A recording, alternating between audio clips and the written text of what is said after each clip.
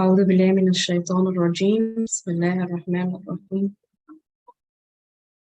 ربنا لا تزغ قلوبنا بعد إذ هديتنا وهب لنا من لدنك رحمة إنك أنت الوهاب. اللهم أرنا الحق حقا وارزقنا اتباعه وأرنا الباطل باطلا وارزقنا اجتنابه. اللهم صل وسلم على محمد. Assalamu alaikum everyone. Thank you all for coming and joining. We are continuing our discussion on the 19th word, on the 11th droplet. So we've been talking about the messengership of Muhammad, and we've been trying to understand how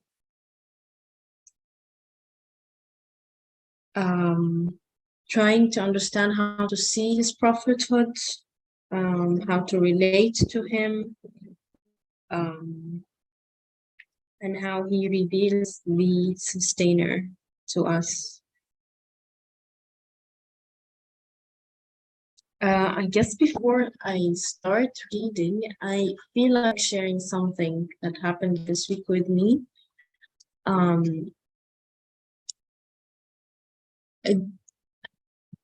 Someone in the family passed away, and it became kind of a tradition that when there's a death in the family, we invite someone over to talk about death and what is death and what happens in the grave and things like that. And it was interesting to see that the discussion was mostly about, well, where's this person who passed away now? Can we communicate with him or her? And what's really going on in the grave? And apparently there's a lot of stories about the suffering of the grave and how difficult it is to or like how basically how ugly the grave can get, which I guess for me it was surprising because I was looking to hear more about, well, what is eternity and what is eternal happiness. I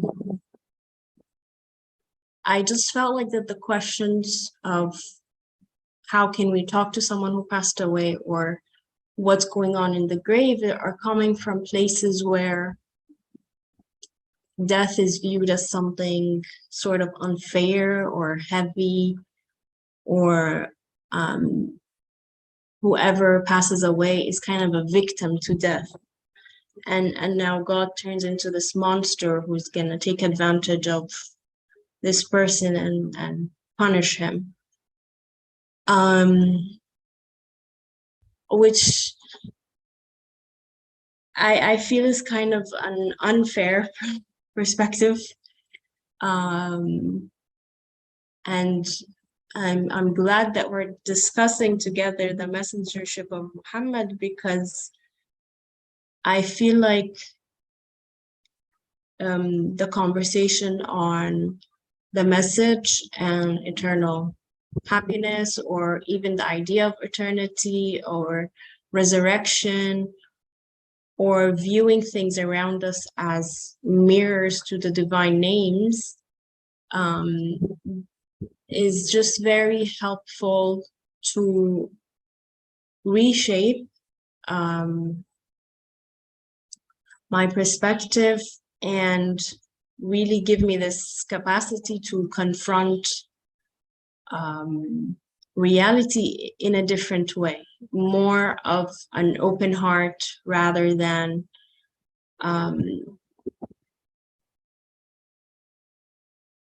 I don't know what to call it, to be honest. Maybe I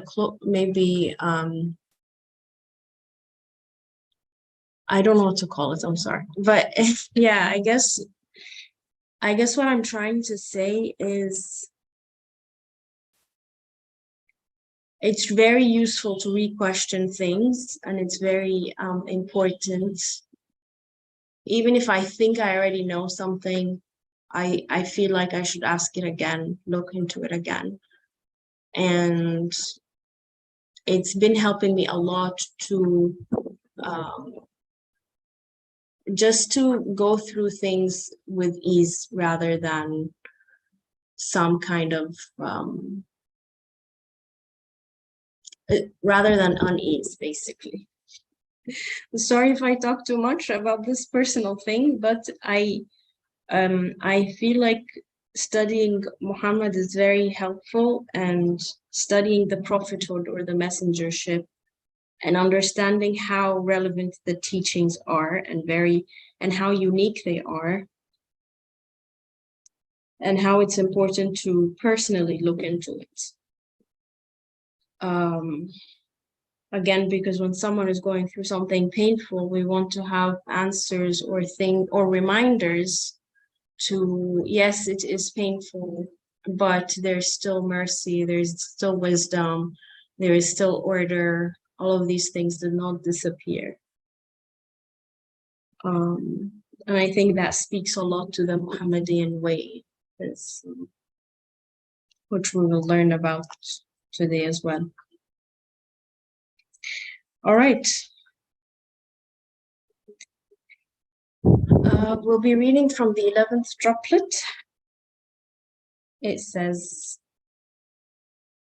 "For sure, wonders await us under the apparent veil of the universe, which is thus strange and perplexing. So one thus wonderful and extraordinary, a displayer of marvels, is necessary to tell of its wonders. It's apparent from that being's conduct that he has seen them and sees them and says that he has seen them. And he instructs us most soundly concerning what the God of heavens and the earth, who nurtures us with his bounties, wants and desires of us. Everyone should therefore leave everything and run to and heed this being, who teaches numerous other necessary and curiosity arousing truths like these. So how is it that most people are deaf and blind and mad even, so that they do not see the truth and they do not listen to it and understand it?"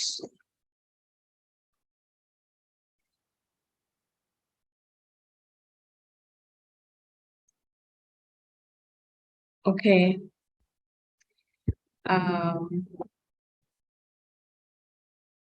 I think for me, I really like the statement of, "And he instructs us most soundly concerning what the God of the heavens and the earth, who nurtures us with his bounties, wants and desires of us."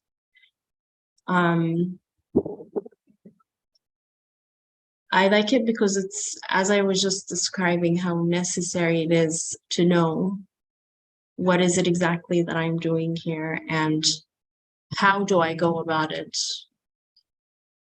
And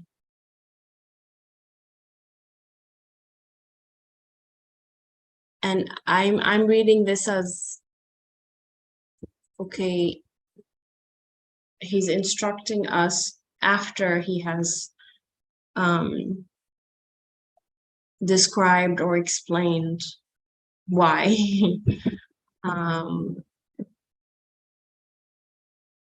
And I'm not reading it as an instruction of you should do 1, 2, 3, more like,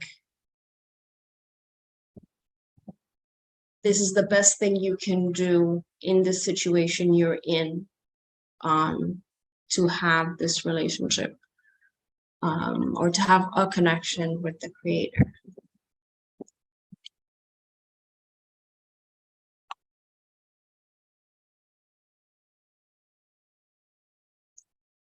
Anything here? Anyone wants to add anything here? Maybe a few more points we can add to what you shared, Radwa. So if you go back to the beginning, Bismillah. Wonders await us. Are we looking for those wonders that are awaiting behind the veil of the universe? So we need to understand what the veil of the universe is. The apparent thing that we see around us. Let's say I'm eating food. Food is a veil. Although I'm eating for satisfy my stomach, but there's a deeper meaning behind that veil. And I have to recognize actually what is happening behind this experience of enjoying the breakfast or lunch or dinner. That becomes my veil of the universe. Or whatever I'm engaging with, let's say I'm watering the plants, that is a veil. The plants are a veil as well. What is behind that?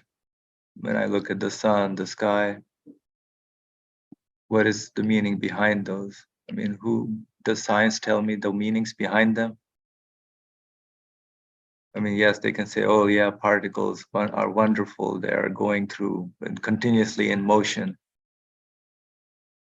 But does that satisfy you? I mean, yes, it is wonderful. I see that, as it says, but there is some deeper meaning behind all those things that we are experiencing. And of course, we have to, as we are given the ability and the curiosity, which we may not be using actually, we have to use that curiosity within us to look for meaning and purpose in all these things that we are experiencing day to day, continuously. And why is it such strange and perplexing for us? Thus strange and perplexing. I mean, human being has to wonder at, okay, yeah, why am I made to eat food, and then why? And whatever I'm eating, okay, yeah, it satisfies me, then I have to go repeat that again and again. What is really the purpose behind all those things? So as you kind of highlighted about that, definitely we need instruction, need someone to tell us. Yeah, because we are wondering, like, everything is so well arranged, we are experiencing, going through different situations. What is the meaning behind all those things? So somebody is necessary to tell of all the wonderful things that we go through. And of course, not just as instruction, but we have to really engage and study what this being is, what the messengership is. Right? We cannot be just like the one particular faith that just sees of Jesus, for example, as, okay, he's the Son of God, just blindly believe in him. Never see what actually he was saying, not studying, just looking at his biography. Same thing we may be doing with the seerah of the Prophet ﷺ, just looking at his life story, what he did, but not seeing exactly why did he do it, what the conduct means, not the necessary action, but the meaning behind those actions. Why did he behave in that particular way? There must be a reason that, okay, he said something to someone, but that must be for a particular reason that he said it. And then, of course, the instructions, which are sound, they're not like the instructions we get from the secular education, which only stay in this world. This is our human instruction for exactly why we are here in this world. And it concerns who? Our maker, concerning what the God of the heavens and the earth is. It's not just telling me, okay, this food has this particular nutrients, this combination of vitamins and minerals. No. Okay, yeah, that definitely the food has that, but those vitamins and minerals also have meaning behind them. Who put them there? Why are they there? How does that benefit me? Why is it made in a way that it benefits me?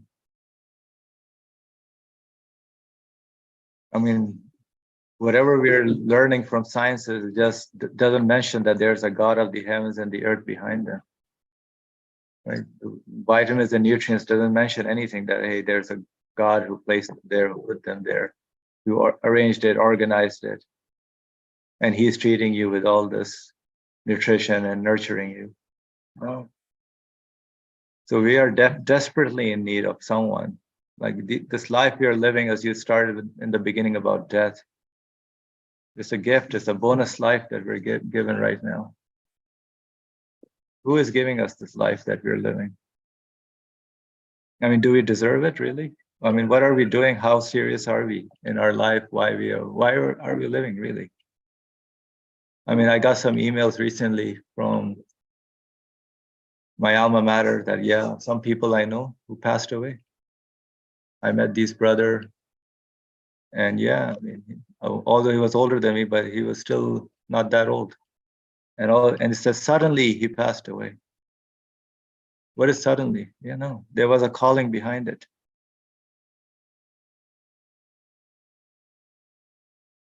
So this teacher that we need, necessary and curiosity arousing truths, which a human being is perplexed. He's wondering what's the meaning behind his life is, his existence is.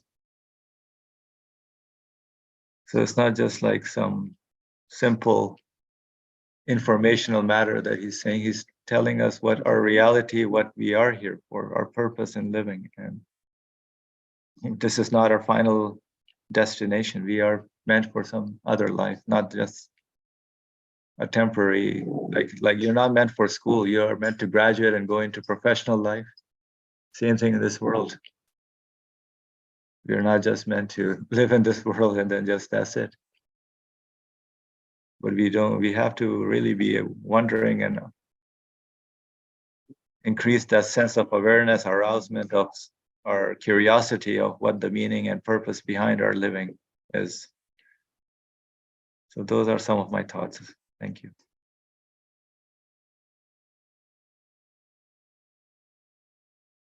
Thank you very much.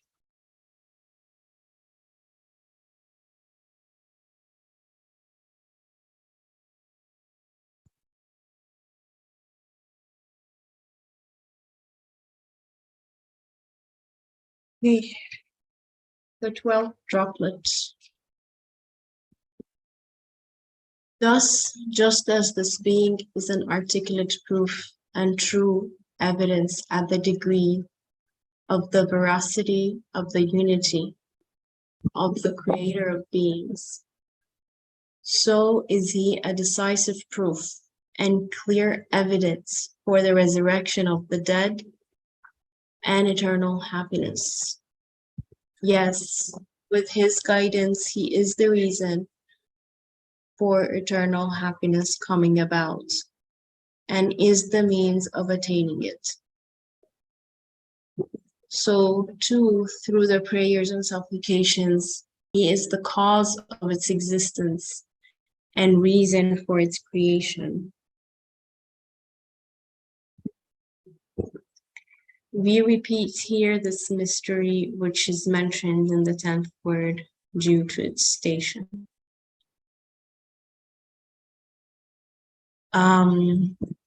I guess this is what I was trying to hint at the beginning. How necessary his guidance is to bring about the reason for eternal happiness and how to get to it.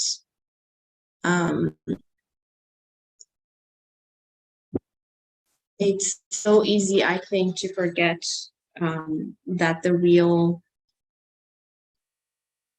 purpose or real goal is eternal happiness, and the messengership of Muhammad was one of the ways, or is the reason, to know that one, it is possible, two, that it is attainable. Which I think is which I think is very necessary for life. Just I guess how Asam and I were sharing about it, especially when it comes to death, or knowing that someone has just passed away and it happens so quickly. If I forget this, it becomes very difficult to process what's happening and to see beyond what's happening.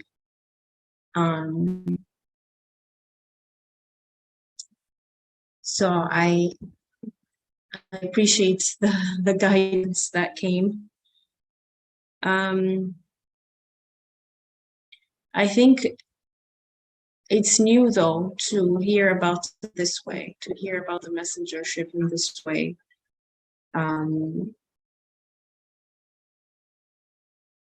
A lot of times it could be more like doing exactly what the Prophet used to do, or saying exactly what he's saying, but not enough emphasis on what was it really that he was striving for and how is this relevant to me. So I guess a very personal question I can ask is, what do I really want, and am I willing to make the choice? Like, if I say I want eternal happiness, I feel like, okay, that's not enough. I need to actually make the choice to pursue eternal happiness. And then I think from there, that would be a nice relationship to have with the Prophet. I also like this part, that so too through his prayers and supplications, he's the cause of existence and reason for its creation. But I don't have anything to add. I just like this part.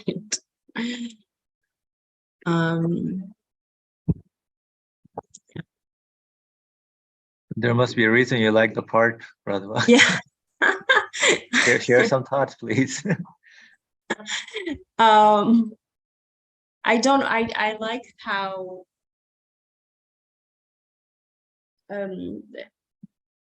I like how he's mentioned many times as he is just a human being like you. In the Quran, usually it's like, okay, he's a prophet, but he's just like you. He's not doing anything, he's not crazy. He's not doing something. Yeah, he's just not crazy. He's not a crazy man. He's human, but yet he's human with so much potential, to the extent that he's practicing his message, and then with this practice he's becoming the cause of its existence and reason for its creation. So it's almost like he's so honest with himself. I know I want eternal happiness. I know the message is La ilaha illallah. I'm going to pursue it. And as if the response to his sincerity or honesty, well, there is eternal happiness and there is a paradise waiting for you. Which just shows how close he is to his creator.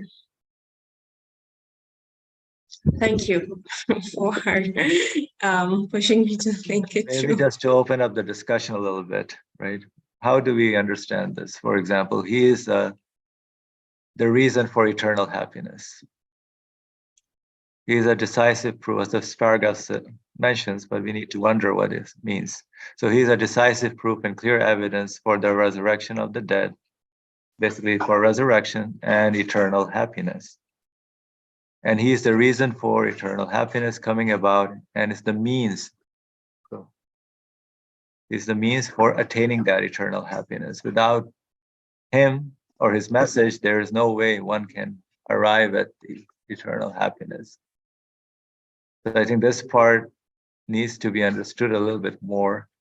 And then we can see why the existence of the universe requires messengership, his messengership, the one that he brings. That's the messenger of God, who is the Lord of the universe, Rabbul Alameen.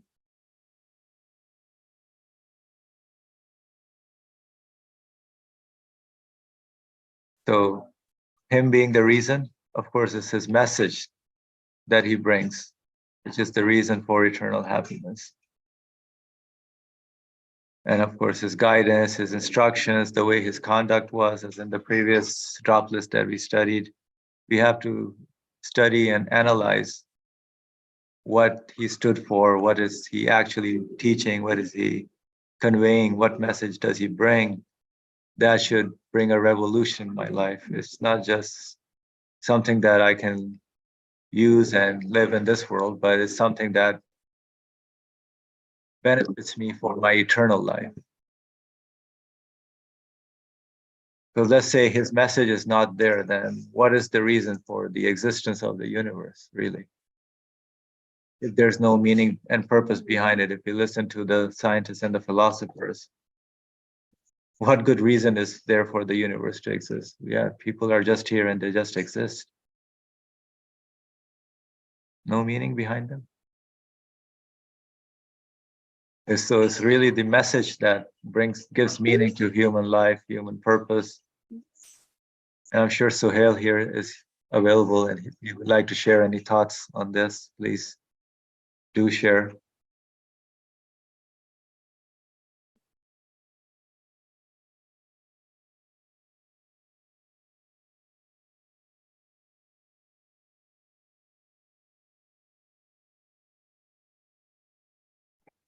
I'm just still thinking, so give me a few moments.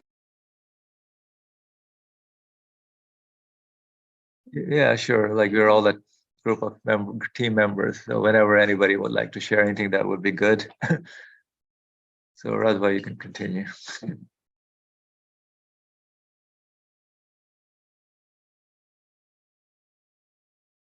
Thank you.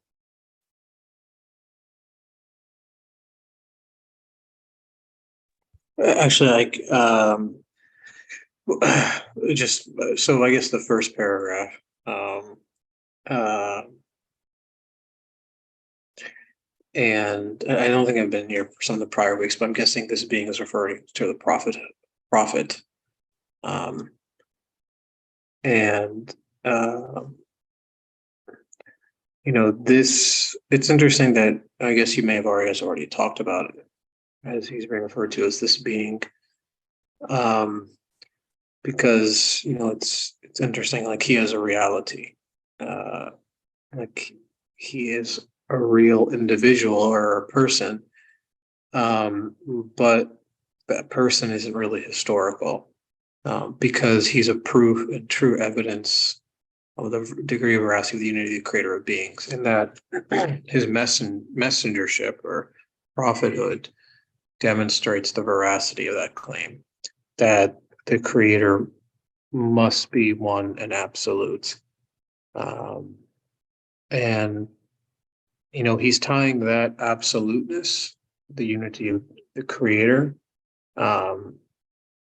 to resurrection and eternal happiness. Because as I said earlier, what is what does it honestly even mean? Like if you leave resurrection aside, is it really relevant to know that the creator must be absolute and one? Like it's honestly irrelevant. It just becomes sort of knowledge or information. Like, and I don't mean to say selfish, but like it's human to say like, okay, that's great, I know that, but then I'm going to die anyway. So what's the point? Like, what's the point of even knowing it if it has no bearing in my life? And the relevance in my life as the first step is because, you know, it is only through that absolute one can my eternal need be satisfied. Like it's not possible without an absolute being. Like if like no individual, nothing in the world can actually satisfy that. No contingent being can do that. But it's only through one's absolute knowledge, power, will, mercy, compassion, wisdom can resurrection even take place. And it's only through resurrection can there be eternal happiness. Like you can't be happy knowing that your life comes to an end. That's it. Like it's not possible. I mean, people may say that. I mean, people may delude themselves into thinking that. And they're like, okay, well, I'm just going to live this life to help people or better the world or to leave a legacy. But, you know, in all those statements, they're still looking for some life beyond themselves. So they just sort of put a placeholder, some legacy, some name, because no one actually wants to die. I mean, they physically die, but they want to sort of live on in the memories of other individuals, humanity afterwards. But that's not happiness for the individual because they're already dead. Like, so what is it relevant to them if they leave behind a legacy if they're dead? It's meaningless in that regard. So that absoluteness necessarily points to resurrection and eternal happiness, because that's really the point of knowing absolute, is that it's not in a vacuum. It's so that I can know my eternal needs are guaranteed or met, expectations are met. And then he goes on to say, like, with his guidance, he is the reason for eternal happiness coming about, and there's the means to attaining it, of attaining it. In some sense, like, the without messengership, and therefore without Muhammad's messengership, because that's in some sense the last preserved message. Like, what is the point of being then? Like, there's no point. But it's because of his messengership that I can know about the resurrection and the purpose of being, and what am I doing here, and what am I to do with my life, and where am I going? Like Mercy asks these questions, like, where did I come from, and what am I doing here, and what's my purpose, and where am I going? It's only through his messengership. Without him, without the messenger, they're all sort of unanswered questions. So I can't know about absoluteness. I can't know about how that absolute one can meet my eternal needs, or how there must be a resurrection. It's not possible. So it's only with messengership do those things are made known, and therefore do they exist or happen to be. So because he, in a sense, is the human being who really is aware of this reality of what it means to be human, like what's the purpose in being, what's the meaning of life. And so it's through his prayer and supplication, or in other words, his asking that his eternal need be met, and asking that absolute one, that the resurrection exists. Otherwise, what else is the point of the resurrection anyway? So those are just some of my comments on that paragraph.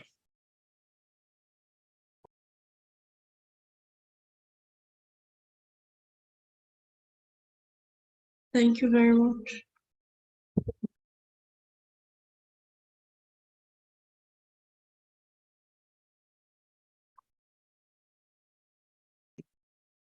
Yeah, All just right. one more thing to add to what Sohail said, right? I mean, let's imagine there's no resurrection. How would we feel? Right? Why are we living in this world, basically? And there's no eternity, no eternal happiness. Right? What kind of situation do we find ourselves in? Something we can imagine and think about. I mean, aren't we all looking for eternal happiness, resurrection? I mean, who wants to just die and go to non-existence? I don't know how one can live in that sense. So that really tells me how important it is to have a meaningful, purposeful living with the message that makes sense and satisfies human beings.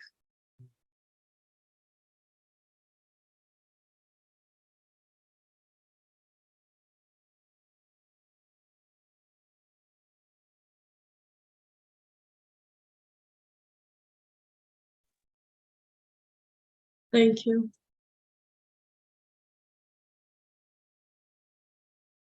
All right, I'll continue reading. We repeat here this mystery which is mentioned in the 10th word, due to its station. See, this being prays with a prayer so supreme, it is as if the Arabian Peninsula and the earth itself performs the prayers through his sublime prayer and offers entreaties. See, he also entreats in a congregation so vast that it is as if all the luminous and perfected members of mankind from the time of Adam till our age and until the end of time are following him and saying Amin to his supplications. And see, he is beseeching for a need so universal that not only the dwellers of the earth, but also those of the heavens and all beings join his prayer, declaring, yes, O our sustainer.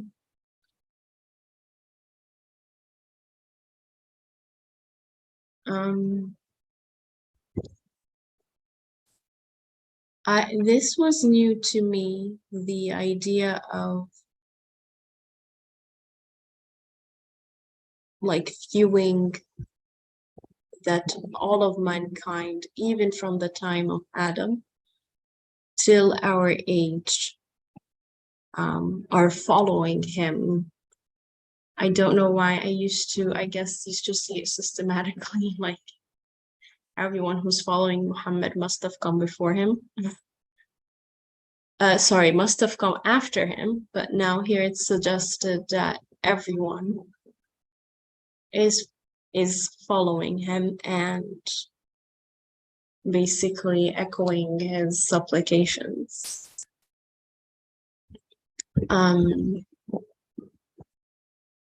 Yeah, that was new to me. And when I read about he is beseeching for a need so universal, I was wondering to myself, if we do see the need, then why aren't we just, I guess, rushing to follow Muhammad? And then I thought, are we hiding the need, or has there been something where the need is forgotten? Or maybe it's people don't find words for it to articulate it and understand that, okay, I actually need a prophet now to teach me or to guide me to my eternal happiness. I don't know. I feel like it's been kind of, yeah, just removed from our surroundings or what we encounter on a day-to-day basis. Yeah. Any thoughts or comments here?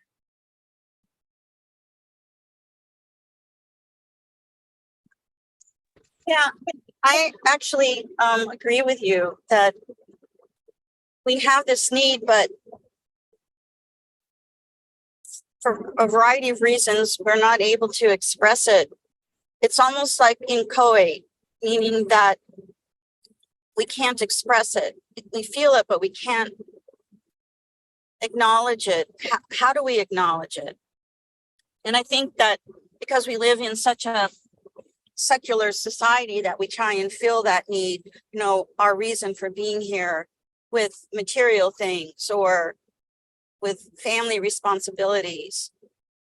We cover it up with the necessities of daily living.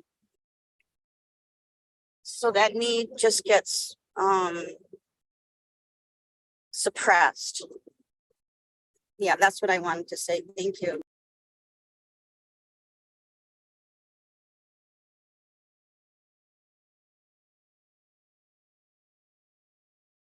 Thank So, yeah, I wanted to add one more thing. Uh, So, what is the difference between a guru and a prophet, or a messengership, or an expert?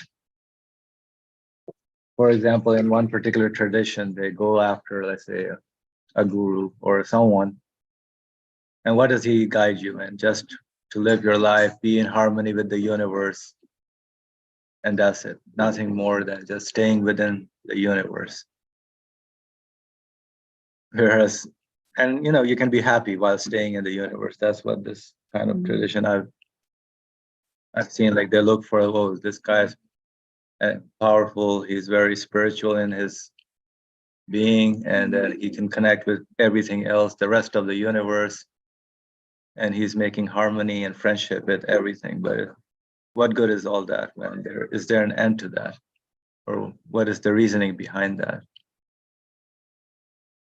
Whereas here, there's a connection to the source of existence of this universe, not just the universe itself within being itself. So you can fall within the universe and say this is Mother Nature, and that's what I live in harmony and live a happy life.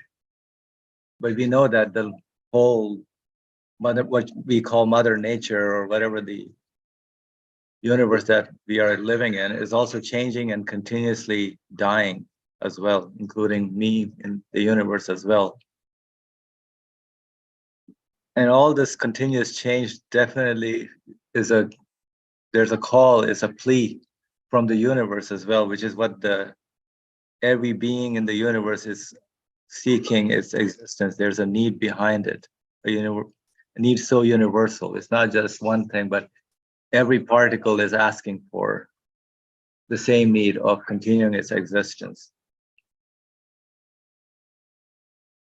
And how, I mean, can an expert or a guru, can he tell me who can satisfy these needs? Can the universe itself satisfy any of these needs?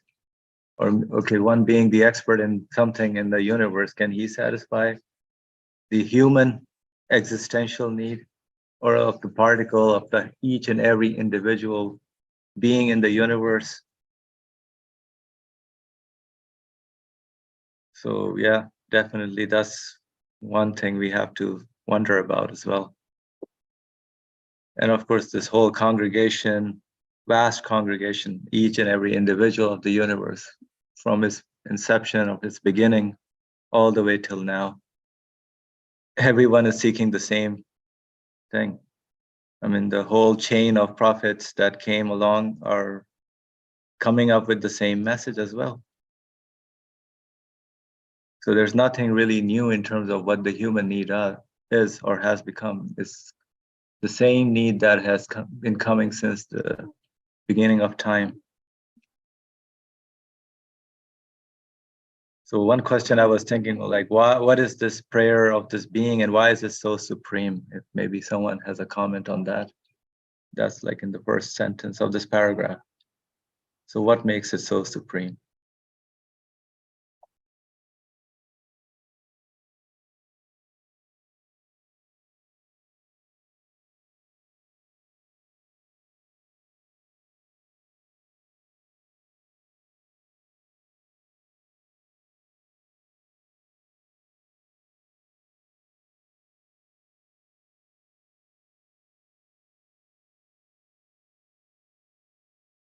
I guess no comment by anyone.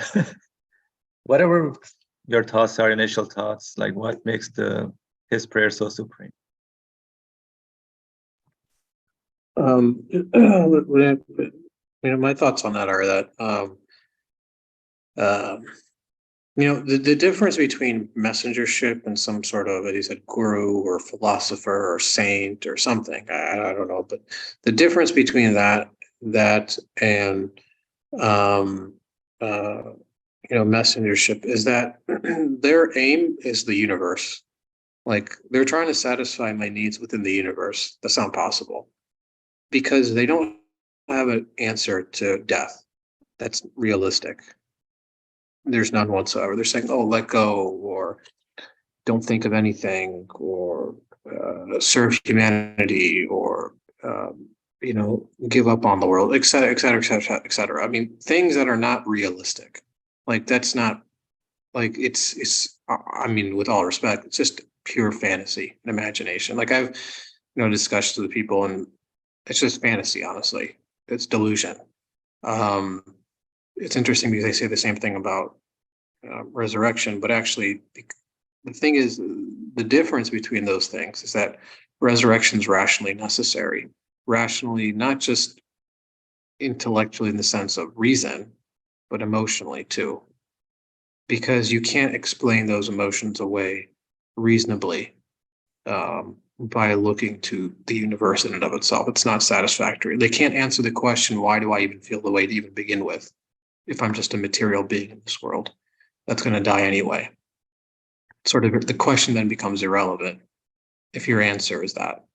Um, so, and why it's supreme is that there, there, there is nothing beyond it. In other words, his supplication, like there is no truth beyond it. That is the truth. Like there's no truth beyond it. Like no one can say anything more than that. No one can say something better, or it has much a better explanation, or a much better answer, or a much better uh, sort of um, invocation than his, because his invocation is universal. In other words, it not only looks to like my individual need as a human being, but as you said, it looks to the need of everything in the universe, because every particle that moves and every collection of particles, whether they're animals, plants, inanimate objects like, stones, planets, stars, they all desire eternity in some sense. Otherwise, why would, for example, trees try to spread themselves, or likewise animals or plants? There's nothing inherent, there's nothing that can explain that other than the need to live. Um, so there is something there. And so his prayer looks to that too. And then his prayer looks to the past as well. So it's across space and time. So across space in the sense of it's universal, it encompasses every being. And then it's across time in that all beings across time, including human beings, from the first human, and what makes Adam, and people say he's the first man. I look at it something much more important than that. He's like the first human in that he is the first human recognition of that reality. And not only the recognition, the awareness of who to direct that supplication to. So he's looking across time in that all beings say the same thing, desire the same thing. And most importantly, or most profoundly, the messengers and prophets of God. And so he speaks on their behalf too. So in that sense, no guru, saint, philosopher can actually equal that, because their concern is very limited. It's limited in the sense that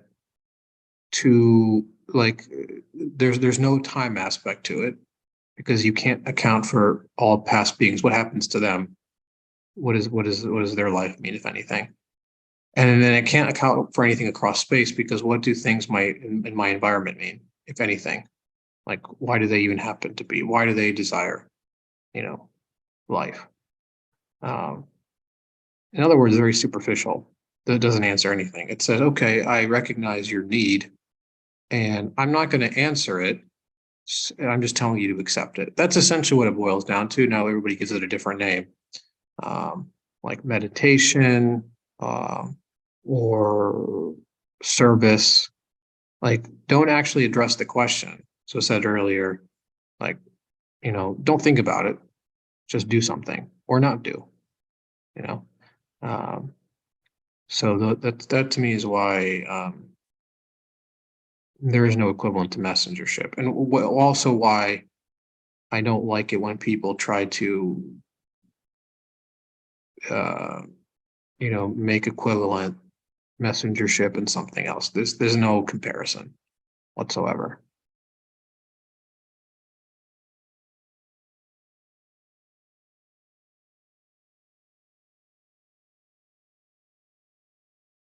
Thank you. I guess what I thought about it, when I thought about it, I guess the answer for me was it's so supreme because it's just so simple and straightforward and clear. Like you can try to argue it, you can try to debate it, you can try to not see it, but no matter what you do, that prayer, that what he's asking for is kind of the obvious that you should be asking for. But I guess the idea of messengership here is when he asks for it or when he makes that prayer, it gives it so much value and it gives it so much truth.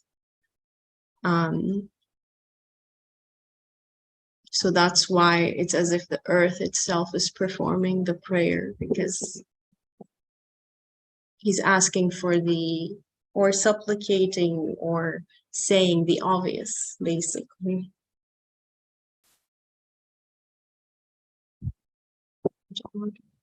There is a note. Okay.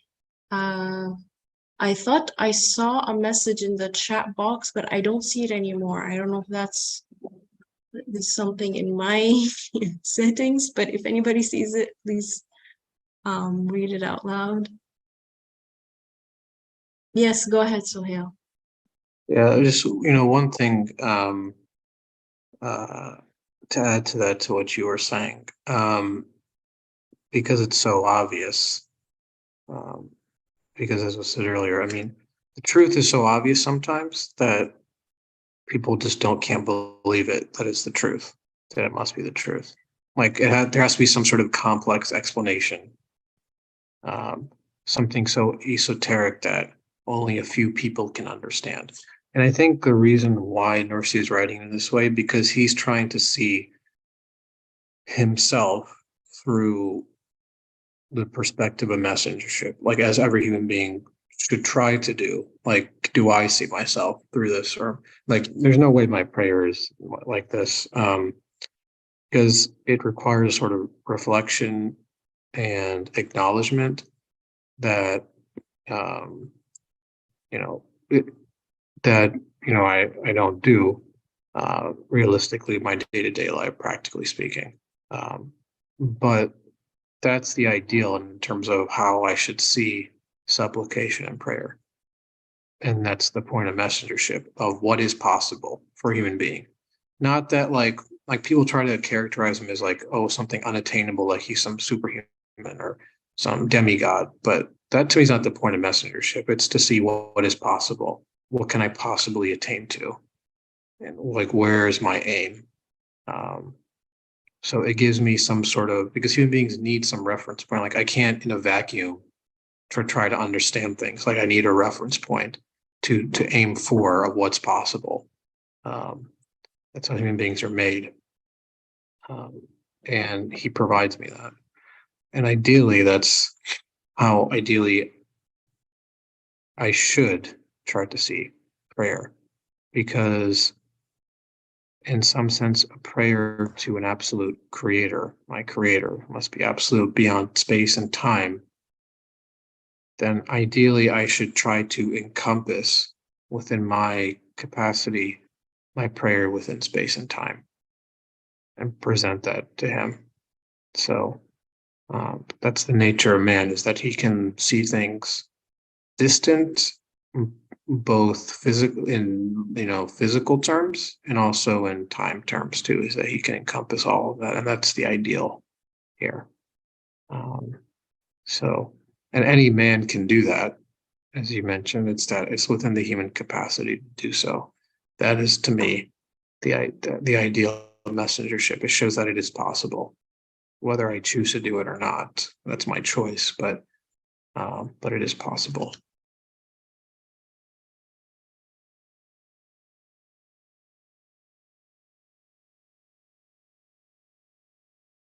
Thank you.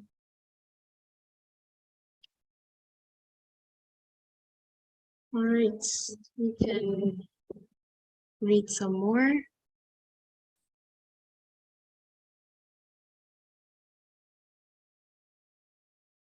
Oh, all right. And see, he is beseeching for a need so universal that not only the dwellers of the earth, but also those of the heavens and all beings join in his prayer, declaring, yes, O our sustainer, grant it to us, we too want it. And he supplicates with such want, so sorrowfully, in such a loving, yearning, and beseeching fashion, that he brings the whole cosmos to tears, leading them to join in his prayer. And see, the purpose and aim of his prayer is such, it raises man and the world, and all creatures, from the lowest of the low, from inferiority, worthlessness, and uselessness, to the highest of the high, that is, to having value, permanence, and exalted duties. And see, he seeks and pleads for help and mercy in a manner so elevated and sweet, it is as if he makes all beings and the heavens and the earth hear, and bringing them to ecstasy, to exclaim,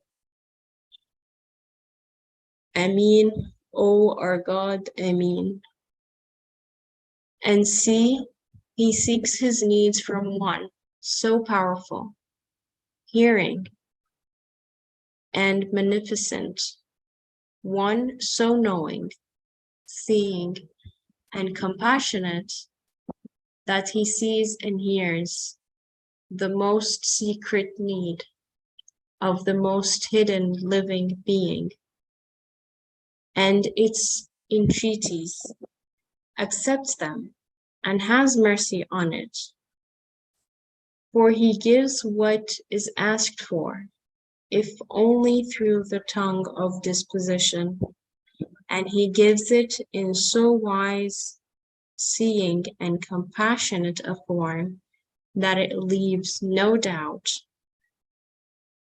that nurturing and regulation is particular to the all-hearing and all-seeing one, the most generous and most compassionate one.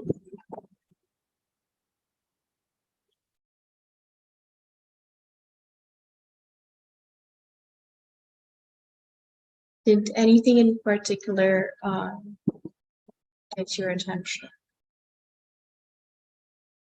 Yeah, one thing I would like to mention about the need and the want. So we're not like kids who want like a material desires or something sweet or something, but human needs and desires, and how much are we longing for them? That's everybody individual has their own feeling and experience and take on that. So, but one can wonder at, do I really seek, or really how much, just like a kid wants the candy bar so badly that, he's giving anything for it to get that. So human beings as a reasoning, thinking, really mature human beings, how do we use our qualities, our senses to really seek and make that prayer? As Sohail kind of was talking about, that having that awareness and sense to about how each and every being in the universe is in need of that absolute being, that source, who is the only source that can satisfy the human prayer. I mean, imagine like whenever we need something, what do we go to? We go for our simple material, or like for our living purposes in this world, needs. You may go to, I don't know, a specialist for, let's say I'm having pain in my legs, I would go to someone. Or if I need to train myself for a sport, I would go to some other place. Whatever the needs are just temporary within this world. But for my human needs, where do I go to? I mean, I need a source that can satisfy my human needs. I mean, one may go for their feelings, they may go to a psychologist, but the psychologist will only give to whatever the satisfied the life within this world. I don't think a psychologist will mention that you have an eternal life waiting for you, or there's an absolute source of existence who actually will satisfy your need for meaning and purpose in your existence. No, they will say, okay, because of this happened, so try to do this. Don't talk to this individual. Try to stay, go on a vacation, keep yourself happy. So these kind of things, yes, they will definitely give you, but those are just temporary band-aid kind of solutions from a psychologist. But the real meaning is only from what the messengership of the Prophet brings. That's what we, I think, have to realize, inshallah.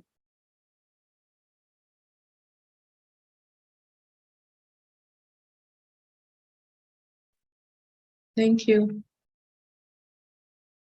Any last thoughts, comments, questions?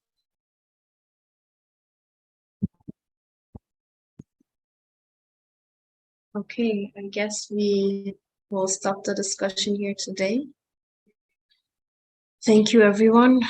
اللهم لا علم لنا إلا ما علمتنا إنك أنت العليم الحكيم وآخر دعوانا الحمد لله رب العالمين.